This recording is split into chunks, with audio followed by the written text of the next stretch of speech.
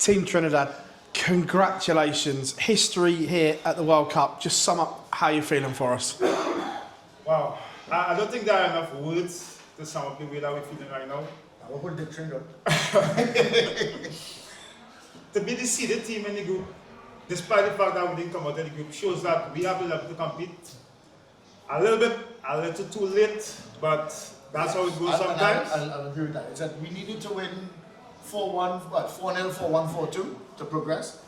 And I think maybe at 3-all, maybe the shackles were released because we had nothing to lose. Therefore, we played free. But it's our first time in this environment, and it's addictive. We will do that. And I say we, because he's not playing with anybody else. Did you learn a lot from that first game up on stage to take into the second game? No, definitely. The first leg of the first match, we were going 60, 60, 60, like 20, 20, 20, 20, like 3 fat part 20s. And there's a fantastic female player in Trinidad called Kimberly, who's got greatest action in the world.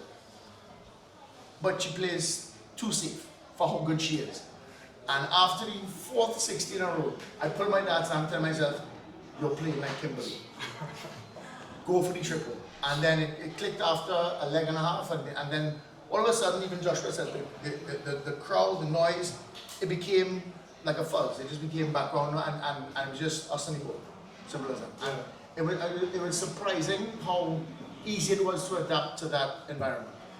We do have a lot of work to do. Probably what you would have learned from that is also, when things not going your way, slow down a bit, take it one dart at a time, and just try to do the basics.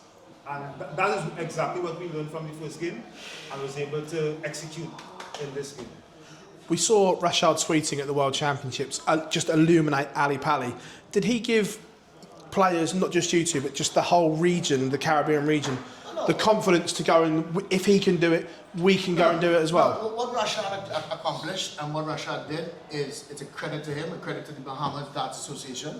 And yes, in playing him and being part of our federation that we play every 2 years, it opened our eyes that, hey, this is possible.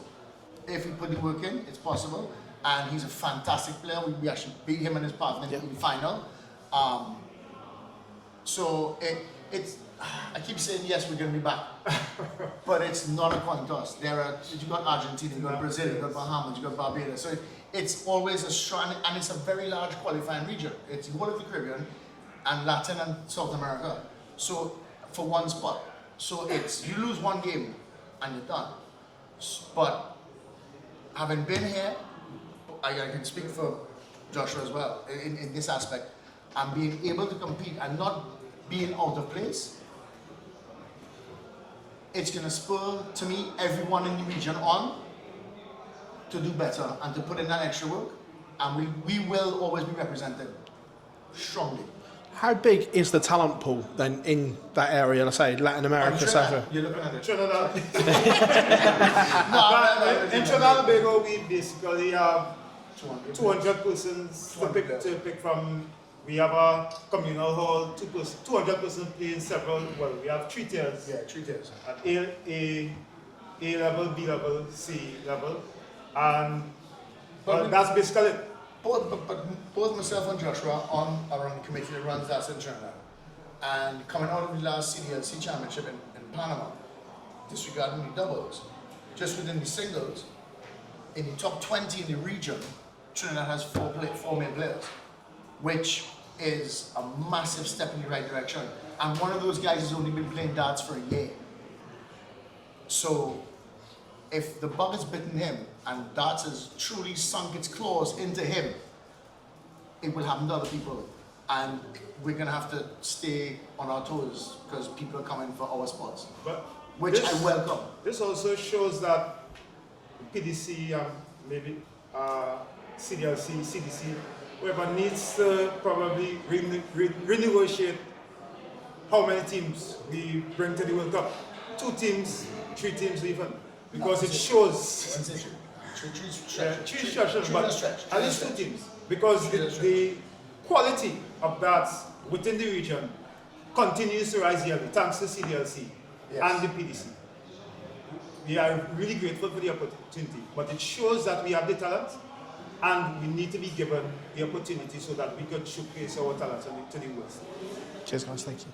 Guys, thanks for talking to us and well done on that. Thank you very much. When you came in off camera, you said it's a bit of a bittersweet moment because you got the win and didn't progress. Is that really a good thing that you're disappointed in not going through, that you're not just satisfied with the win? I went on that stage with butterflies in my stomach, and I told the girl yesterday that if you don't get butterflies in the stomach for any endeavour in life, then it's not worth doing.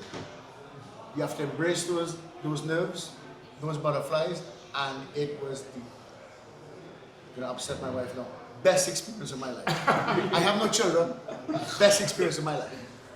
That's, yeah, it was better than my wedding. It was fantastic. It is really not being able to go through having won the game.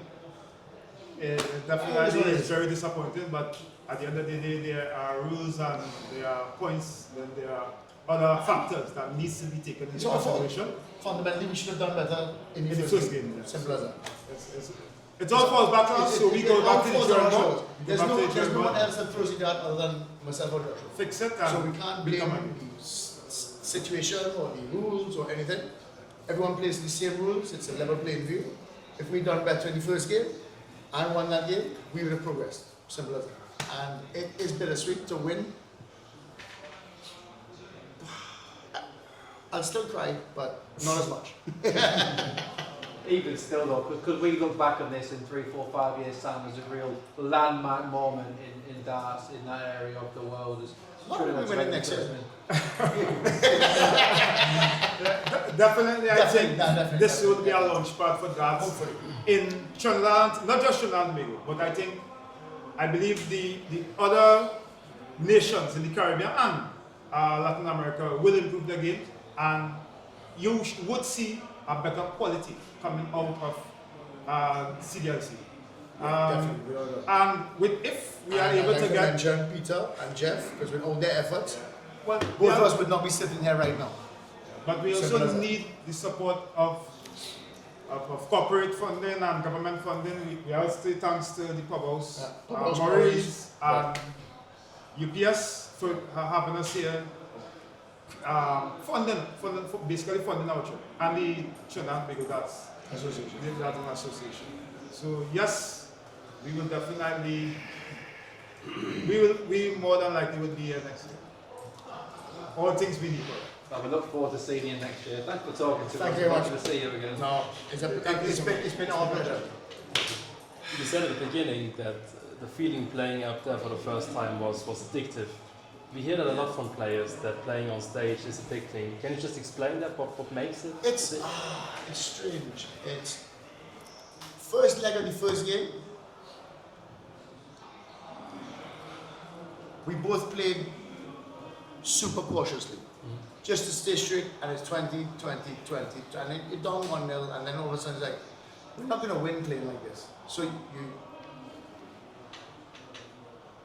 let go the greyhound and you do your best. And whether you do your best or you win or you lose, but you've given it your best effort. And there's no greater forum than playing against the best in the world and to test yourself. And after the first, I'd say leg and a half, the white noise or the crowd and the noise in the background, it literally became white noise. It's just me, my partner, and the dad. And it was eye-opening in as much that we went into the second game with no anxiety. I was yearning it. I wanted to play the game. Simple as that. I think the reaction or playing in front of a crowd, that loving crowd, and playing against persons who you know can perform at the same level that you are able to perform at. We both watch Matters Mass. We watched him on television. Yeah. And we got a chance to play against him on stage and win. Correct. So, Came second, but that's how the cookie crumbles. Hopefully next year or whenever we come back, it'll be a different outcome. And I cannot thank PDC or CDC, Peter, Jeff for any more, because it was literally eye-opening and an exhilarating, phenomenal experience. It's going to make me practice. Which is trouble for everybody else because I get it. Trouble for people doing the motor.